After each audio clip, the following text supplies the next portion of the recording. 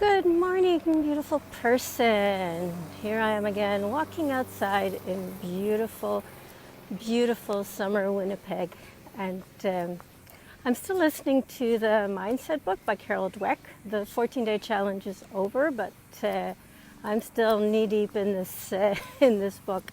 And I'm definitely not finished with that Google Doc that I'm working on with my thoughts and notes and so on this book. So if you would like my cliff notes from this book, Mindset by Carol Dweck, just drop me a message and I'll be happy to send it to you.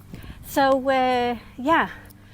how to have more self-control. So I'm walking and I'm listening to the last chapter, which I actually made a video about yesterday, but it was way too much in this chapter to fit into one video, so I'm picking up a different nugget from there. And she's talking about self-control and willpower, which are not the same thing. And in particular, she's talking about people who want to lose weight, people who want to control their anger, people who want to have better relationships with their kids or their spouses. It's all pretty much the same issue. And she's talking about the difference between the fixed mindset and the growth mindset with respect to that. And she's, for example, let's just imagine that you want to have better health and you decide you're going to do, for example, a low carb, high fat lifestyle, which is what I do. Some call it keto, but I don't really like that name because I think classic keto is not very healthy. But anyway, that's not what I'm talking about. But you decide to take on some sort of discipline, and it could just be I'm going to eat half of what's on my plate, which is the example that she brings. Somebody who's trying to lose weight for a reunion, which is maybe not the best way to do things, but it doesn't matter. It's an example. So this guy decides he wants to lose some weight before a high school reunion, and he decides he's going to just eat half of what's on his plate, and that's how he's going to lose weight. But the problem is when he's confronted with a full plate of food, he just eats it. And then he says, oops, I blew it, and orders dessert. So the thing is that if you have a fixed mindset, the hallmark of the fixed mindset is the belief that what you have in terms of talent, intelligence, or indeed willpower is what you have, and there's nothing you can do about it. And certainly trying to use any sort of strategies or effort is an admission that you are not perfect the way you are.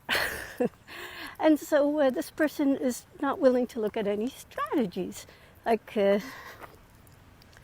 Dr. Dweck mentions, for example, she talks about, sorry, that was just a car need to deal with. So Dr. Dweck mentions, for example, that he could, if he's at a restaurant, he could have the restaurant pack up half of the food.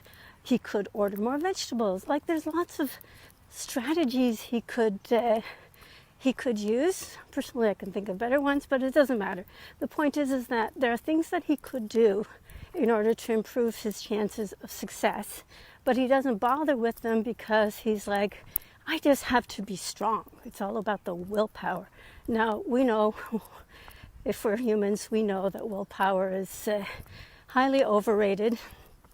It's a mythical beast. Even the people who appear to do things on willpower alone, actually, in general, if you look at it carefully, they are using strategies and definitely working at it. So it's just kind of a myth, a fixed mindset myth. So the growth mindset in this particular case would be learn strategies, figure out what your triggers are. For example, if you know that if you have cookies in the house, you will get into them, don't have cookies in the house. I mean, why would you test your willpower like that? It's just silly.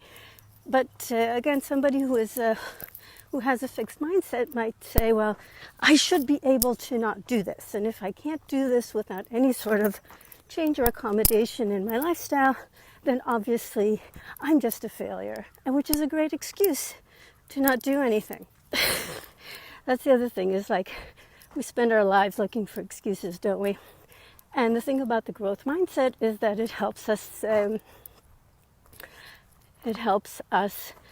see what the excuses are and defang them, because one thing, like how she mentions in a different part of the book, I don't remember exactly where, she says that people with a fixed mindset hate the idea of effort, because not only does it mean that they're not naturals and perfect at something, it also takes away all the excuses.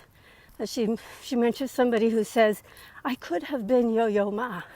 Maybe if this person had practiced the way Yo-Yo Ma does, maybe she would have been that good, or maybe she wouldn't, but she wouldn't be able to say this. So, hey, Pauline, hello.